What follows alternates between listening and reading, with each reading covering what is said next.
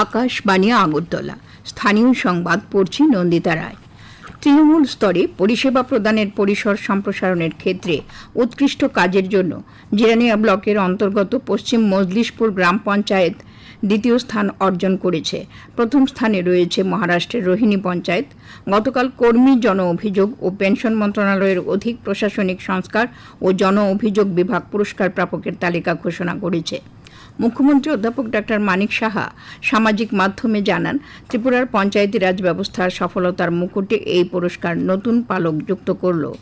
তিনি জানান, আগামী 9 থেকে 10 জুন বিশাখাপট্টনমে আয়োজিত গভর্নেন্স বিষয়ক জাতীয় সম্মেলনে পুরস্কার হিসেবে পদক, শংসাপত্র এবং নগদ 5 লক্ষ টাকা রাজ্যের প্রতিনিধিদের হাতে তুলে দেওয়া হবে। গত বছর ত্রিপুরা পঞ্চায়েতি রাজ ব্যবস্থাপনায় উৎকৃষ্টতার জন্য বিভিন্ন বিভাগে মোট 7টি জাতীয় পুরস্কার লাভ করেছিল, যা দেশের মধ্যে সর্বোচ্চ বলে মুখ্যমন্ত্রী জানান। পর্যটন মন্ত্রী সুশান্ত চৌধুরী জানান, নাগরিক পরিষেবা প্রদানের মাধ্যমে এই সাফল্য অর্জন হয়েছে। প্রধানমন্ত্রী নরেন্দ্র মোদী আজ রাজস্থানের বিকানেরে 26,000 কোটি টাকারও বেশি মূল্যের একাধিক উন্নয়ন প্রকল্প জাতির উদ্দেশ্যে উৎসর্গ করবেন। এই প্রকল্পগুলি রেলওয়ে, সড়কপথ, বিদ্যুৎ, জল এবং নতুন ও পুনর্নবীকরণযোগ্য শক্তি ক্ষেত্রের উন্নয়নে গুরুত্বপূর্ণ ভূমিকা পালন করবে। এই সফরকালে প্রধানমন্ত্রী 18টি রাজ্য এবং কেন্দ্রশাসিত অঞ্চলের 86টি জেলায় 103টি পুনর্নির্মিত অমৃত স্টেশনের উদ্বোধন করবেন। অপারেশন সিন্দুরের পর পাকিস্তানের মদতপুষ্ট সন্ত্রাসবাদ উন্মোচন করতে ভারত কূটনৈতিক যোগাযোগ কর্মসূচি শুরু করেছে। এই লক্ষ্যে জেডিইউ সাংসদ সঞ্জয় কুমার ঝা এর নেতৃত্বে একটি সর্বদলীয় প্রতিনিধি দল গতকাল ইন্দোনেশিয়া, মালয়েশিয়া, কোরিয়া প্রজাতন্ত্র এবং সিঙ্গাপুর সফরের জন্য যাত্রা শুরু করেছে। শিবসেনা সাংসদ শ্রীকান্ত শিন্ডের নেতৃত্বে আরেকটি প্রতিনিধি দল গতকাল সংযুক্ত আরব আমিরশাহী, লাইবেরিয়া, গণতান্ত্রিক প্রজাতন্ত্র কঙ্গো এবং সিয়েরা লিওর সফরে যাচ্ছে। প্রতিনিধিরা সকল ধরনের সন্ত্রাসবাদের বিরুদ্ধে লড়াইয়ে ভারতের দৃঢ় দৃষ্টিভঙ্গি তুলে ধরবেন। মুখ্যমন্ত্রী অধ্যাপক ডক্টর মানিক সাহা বলেছেন, স্বচ্ছতার সঙ্গে নিয়োগ নীতি প্রণয়ন করে রাজ্য সরকারি চাকরি প্রদান করা হচ্ছে।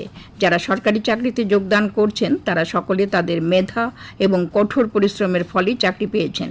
গতকাল আগরতলার প্রজ্ঞা ভবনে ফুড ইন্সপেক্টর পদে নির্বাচিত চাকরি প্রাপকদের মধ্যে নিয়োগপত্র প্রদান অনুষ্ঠান এবং মেগা রক্তদান শিবিরের উদ্বোধন করে তিনি কথা বলেন। মুখ্যমন্ত্রী আরও বলেন, এই সরকার ক্ষমতায় আসার পর থেকে গতকাল পর্যন্ত ডাইন হারনেস সহ মোট 19,262 জনকে বিভিন্ন দপ্তরে সরকারি চাকরি দেওয়া হয়েছে। বিভিন্ন দপ্তরে নতুন পদ সৃষ্টি সহ শূন্য পদগুলি পূরণেরও উদ্যোগ নেওয়া হয়েছে।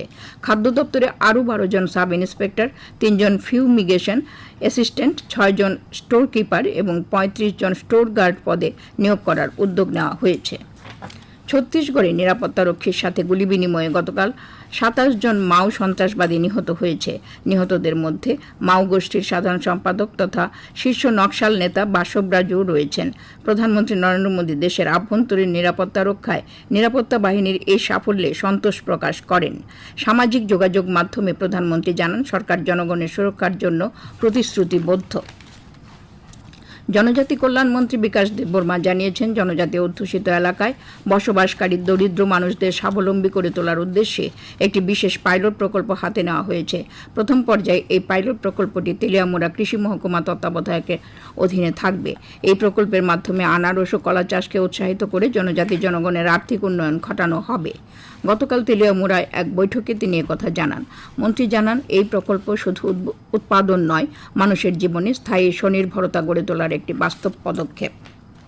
প্রধানমন্ত্রী নরেন্দ্র মোদী আগামী 25শে মে রবিবার সকাল 11টায় আকাশবাণীর মন কি বাত অনুষ্ঠানে দেশ বিদেশের জনগণের সঙ্গে মত বিনিময় করবেন। এটি হবে মন কি বাতের 122তম পর্ব। প্রধানমন্ত্রী জনগণকে তাদের সুচিন্তিত চিন্তাভাবনা মন কি বাতে জানানোর আহ্বান জানিয়েছেন। মাইগভ ওপেন ফোরামে এবং নমো অ্যাপ এ জনগণ তাদের মতামত পাঠাতে পারবেন। এছাড়াও টোল ফ্রি নাম্বার 1800117800 নম্বরে কল করে মতামত রেকর্ড করানো যাবে। ফোন লাইন এ মাসের 23 তারিখ পর্যন্ত খোলা থাকবে।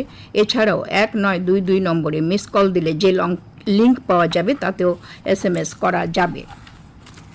খেলার খবর। ত্রিপুরা ফুটবল অ্যাসোসিয়েশন পরিচালিত ঘরোয়া তৃতীয় ডিভিশন লিগ ফুটবল প্রতিযোগিতার গত রাতের খেলায় ইউথ ক্লাব জয়লাভ করেছে। উমাকান্ত মিনি স্টেডিয়ামে নৈশালোকে অনুষ্ঠিত খেলায় ইউথ ক্লাব 5-0 গোলে উমাকান্ত কোচিং সেন্টারকে পরাজিত করে।